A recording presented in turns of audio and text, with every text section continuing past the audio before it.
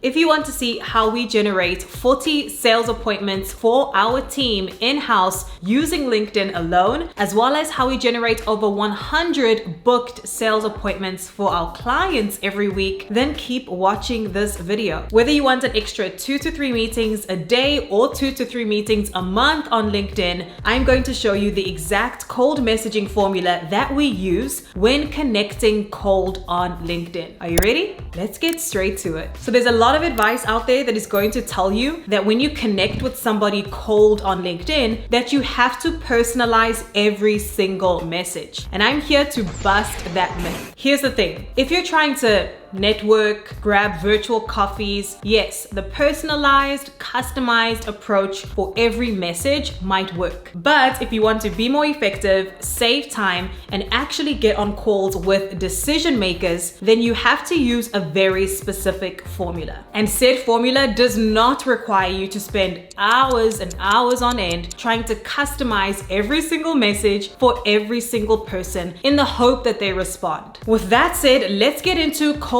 messaging on LinkedIn that actually works. Tip number 1 is to use a friendly but general connection message. The connection message is what people see when you first invite them to connect. Your only goal here is to get the most amount of people to accept your connection request. If you have any kind of sales pitch in this connection message, you are significantly decreasing your chances of people accepting your connection request. And here's where I see a lot of people get this wrong. If people don't accept your connection request, you have no way of sending them your actual cold message so that they can book a sales meeting with you. So using phrases like "let's connect" or "looking forward to connecting" or simply leaving this section blank is the way to go when connecting cold on LinkedIn. Do not use connection messages like "Hey Joe, I help marketing agencies get more clients online. Let's connect." The issue here is when the person receives that request, they already know that you are going to try and pitch them something. So they're not even going to accept your connection request. To give you a little bit more insight into why this general approach works so much better than trying to pitch in the connection message or trying to personalize this too much, goes way back into one of the most famous copywriters of all time, Gary Halbert. He used this exact same approach in his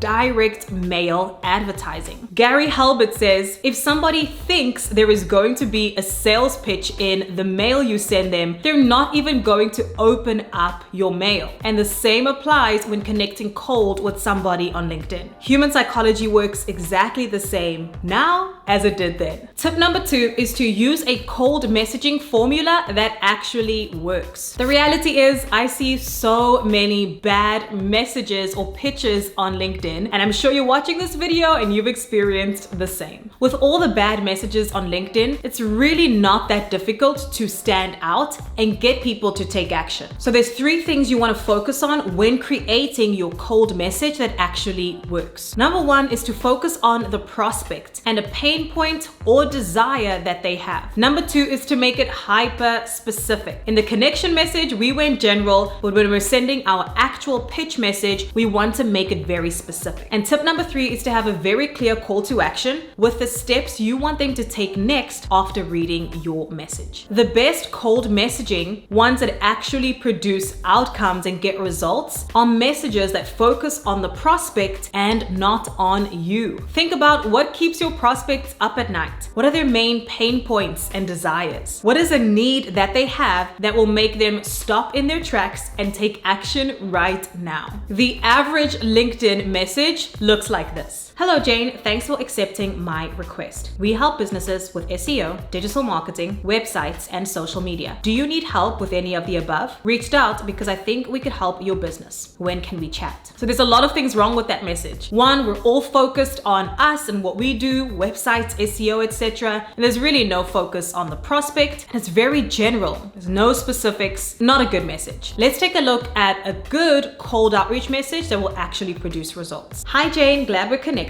Your time is valuable, so I'll be brief. If you're spending 20+ hours a week on social media and getting likes but 0 paying clients, we should chat. Life coaches come to us to use their social media presence as a magnet to attract high paying clients. One of our recent clients boosted her revenue by 60% 60% using one minor tweak to her social media strategy. And she spent less time doing it. If you're curious to see how, we should chat. What day and time works best for a 15-minute call? That was a lot better. 1, we focused on the pain points and desires of our ideal prospect. 2, we made it hyper specific, calling out metrics, numbers of hours, and percentages of results. And 3rd, we had a very clear call to action of the step we wanted them to take next. Notice how I didn't make this hyper specific to Jane. It was not that personalized. I didn't mention her company name. I didn't mention how long she'd been working there or any of the content that she'd posted. I did not make mention to any of that. What we did instead though in this message is we spoke to the mass desire, the mass pain points,